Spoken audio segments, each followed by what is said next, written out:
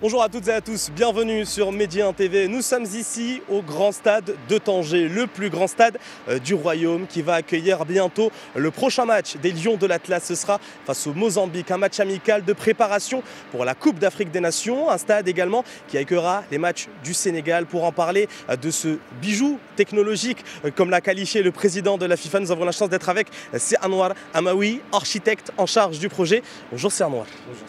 Première question forcément. De quoi êtes-vous le plus fier dans ce stade? De beaucoup de choses. Déjà, l'extension en elle-même, c'est un challenge technique de pouvoir travailler, étendre un stade de ces dimensions avec une structure qui est déjà existante. Construire à Tanger, c'est très compliqué. Le sol, la résistance au sol, il y a le vent, le séisme, la proximité à la mer. Donc, il y avait beaucoup de contraintes. Le fait de sortir un stade dans ces dimensions, tout en respectant le cahier de charge de la FIFA, un challenge en lui-même, et surtout pouvoir réaliser le charpente de ces dimensions-là, comme on voit en arrière-plan, c'est une fierté nationale, faite avec une intelligence marocaine, de l'expertise marocaine, et surtout avec des entreprises marocaines. Justement, vous l'avez dit, des compétences marocaines, des entreprises marocaines. Est-ce que ça a été plus facile justement de travailler dans du 100% marocain pour ce genre d'infrastructure? Bien sûr, l'esprit de combativité, la rage de gagner, de faire les choses dans des délais qui ne sont pas impossibles, mais vraiment des délais très serrés. C'est typiquement marocain, des gens qu'on challenge avec un sens de nationalisme, qui veulent marquer la différence, qui veulent réaliser des choses dans des délais qui sont incroyables. Et alhamdoulilah, on a été bien encadré, on a été bien accompagné par des entreprises marocaines. Croyez-moi, ce n'était pas une tâche facile. On parle aujourd'hui du plus grand stade du royaume, devant le stade Moulay Abdallah de Rabat. Quels ont été les défis qu'il fallait surmonter pour avoir autant déjà de place dans un stade comme celui de Tanger?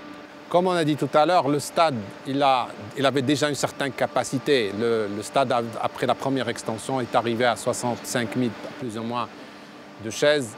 Donc la norme elle a changé, donc on était à 42 par rapport à la chaise, 45 en taxe. Maintenant les chaises sont à 45 et à 50 contre l'axe. C'est quelques centimètres mais qui vont énormément influencer si on calcule le tour des gradins. Et après on cherchait sur quel palier on va s'arrêter. Le Tanger stipule s'impose autant que ville pour une demi-finale. Demi-finale, par rapport au nouveau cahier de charge, c'est 60 000 chaises nettes. Le brut, ça, tu dois ajouter les invités, les VIP, les VVIP, les médias, et on part d'un brut de à peu près 75 000 places. Cette capacité, on a beaucoup jonglé. Est-ce qu'on a à plus ou on s'arrête là? Pour moi, l'intérêt, c'était d'ajouter de la qualité au stade. Comme on a dit tout à l'heure, c'est d'avoir une expérience intéressante par rapport aux spectateurs. C'est vrai, on ne colle pas à de l'habituel, donc on aurait pu étendre facilement nos gradins jusqu'à la pelouse et avoir énormément plus de chaises, mais l'ensemble des partenaires, le client lui-même, l'équipe des architectes, les consultants, on a vu que ça serait plus intéressant de créer une ligne de skybox, de loge, au niveau de la pelouse qui donne une expérience unique d'être dans une loge et de pouvoir vivre l'événement, voir les joueurs de tout près, sentir leur souffrance, entendre leurs cris, entendre l'entraîneur. La joie, on l'espère. Voilà, c'est très intéressant. Donc, on aurait pu ajouter beaucoup plus de places, mais on a préféré avoir ces loges-là pour ces places privilégiées, pour donner une expérience très intéressante, unique, par rapport aux spectateurs. En même temps, on a vu le cahier de charge qui impose 2 mètres carrés à toute hospitalité, VIP, VVIP. Donc on s'est muni de grands salons qui donnent directement sur la pelouse. C'est très intéressant d'être dans un salon et regarder le match jouer. Donc le stade se dote de plusieurs salons qui sont tout autour du stade.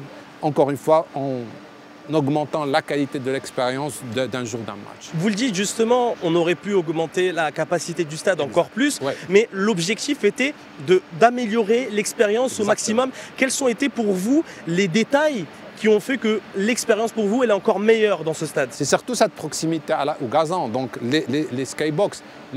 Pourquoi les skybox? Les skybox, après, ici c'est la tendance mondiale, c'est le plus grand revenu pour les stades. Donc c'est des emplacements qu'on vend très très cher. Et vu la qualité de l'expérience, vu la qualité des espaces qu'il y a derrière, c'est ce qui va faire entrer beaucoup d'argent au stade.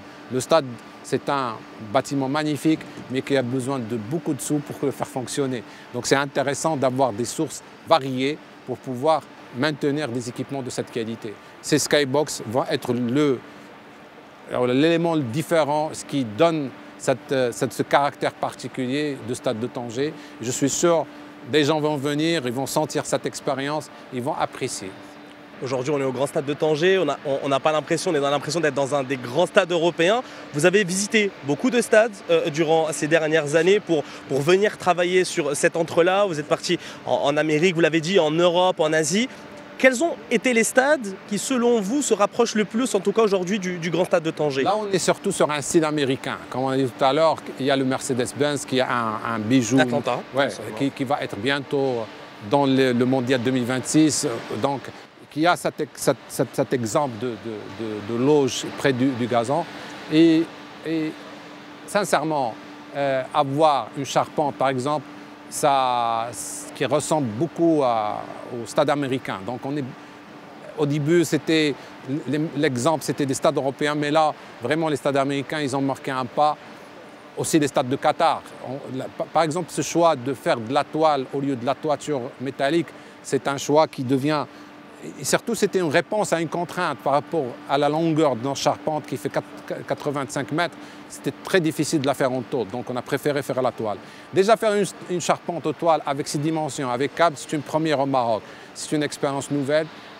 Travailler sur une charpente mixte, câble métallique, c'est la première fois qu'on fait ce genre d'expérience. Cette contrainte aussi, celle du vent, nous sommes à Tanger, une ville proche de la mer. Comment vous avez réussi, regardez la preuve c'est qu'on est là aujourd'hui, il n'y a aucun vent, on ne ressent pas du tout. Comment on réussit à en tout cas éloigner cette contrainte-là du vent et ici dans ce stade? C'est un effort d'équipe, donc on était accompagné par des ingénieurs, on a fait plusieurs simulations sur ordinateur, on a fait des simulations réelles, un essai de soufflerie donc, qui se fait sur maquette. On était en Europe, c'est des meilleurs spécialistes pour conserver ces maquettes-là et faire ces essais. Donc on a fait subir au bâtiment toutes les contraintes possibles en les majorant. Donc des fois on part de vent de Tanger et souvent dans les calculs des ingénieurs on double ces coefficients-là pour avoir toutes les garanties de ne pas avoir de problème. Comme on a dit tout à l'heure, notre charpente il couvre jusqu'au dernier des gradins. Donc on est parti sur des portées spectaculaires donc, qui arrivent jusqu'à 85 mètres. Qui nous mène dans un niveau un des plus grandes charpentes au monde. C'est pas facile de faire ça en 2 mois, croyez-moi. Non, bien sûr, et on le voit aujourd'hui, le résultat est magnifique. Aujourd'hui, on a un stade de 75 000 places, le plus grand stade du Royaume qui va accueillir la Coupe d'Afrique des Nations. Il va accueillir le match entre le Maroc et le Mozambique. Une des questions, peut-être en tant que spectateur qui voudrait venir au stade, comment est-ce que la mobilité a été optimisée pour ce genre de match? Parce qu'on sait qu'il va falloir travailler aussi sur ça pour la Coupe d'Afrique des Nations. Exactement. Le stade lui-même, l'avantage du stade de Tanger, il est entouré de la cité sportive. Donc l'ensemble de la cité sportive dépasse les 80 hectares. Le stade lui seul, avec son parvis, il est sur 40-42 hectares. Le parvis, entre la dernière clôture et la première clôture, on a 75 mètres. Donc l'ensemble du parvis, il permet la déambulation du public sans aucun problème. Les évacuations se font sur 6 sorties du stade. On s'est muni de tourniquets, surtout pour l'entrée et pour la sortie. On a une batterie de portes qui englobe l'ensemble des spectateurs pour avoir une sortie dans un délai optimum qui ne dépasse pas les 15 minutes. Une dernière question pour finir cet entretien. Quel mot vous avez pour les supporters qui vont venir? Parce que forcément, il y a eu beaucoup de bruit autour du stade pendant qu'il a été réalisé. Aujourd'hui, on voit le résultat final et il est incroyable. Quel mot vous avez pour les supporters marocains et qu'est-ce que vous espérez de leur part quand ils verront cette expérience du grand stade de Tanger? Pour moi, j'invite tout le monde à venir parce que l'expérience du stade elle est unique. Donc, surtout pour supporter notre équipe nationale. En plus, Tanger il offre un stade différent, un stade unique et surtout une expérience assez intéressante. On a parlé tout à l'heure de visibilité, on a parlé d'emplacement par rapport aux joueurs, on a parlé de beaucoup de choses qui donnent un plus sur le stade. Tout à l'heure, on a parlé des choix, donc est-ce qu'on arrive avec les gradins, mais c'est ça qui donne un peu la particularité. Tanger reste un stade qui a vécu dans le temps, qui a évolué, qui a gardé son caractère et c'est ce que je trouve la chose la plus intéressante. Ça aurait été beaucoup plus facile de demeurer construit, mais je trouve que ce serait un dommage parce qu'on avait déjà un patrimoine, un stade qui est déjà construit, qui n'est pas très vieux. Donc c'était très difficile d'aller intervenir sur des structures existantes, aller fouiller pour répondre au programme. Mais pour moi, c'était un exercice qui a donné la richesse du stade. Donc ce qu'on voit maintenant, c'est le résultat d'un travail qu'on aurait pu éviter en démolisant le stade. Mais je préfère faire cet exercice et sortir avec les éléments qu'on a, quelque chose d'unique, quelque chose de particulier. En tout cas, nous, en tant que journalistes, on a adoré en tout cas le résultat final. Merci beaucoup. Merci beaucoup, Sinan Lamaoui, d'avoir répondu à nos questions. Merci merci à toutes et à tous d'avoir suivi cet entretien. Très bonne suite de programme sur Média TV.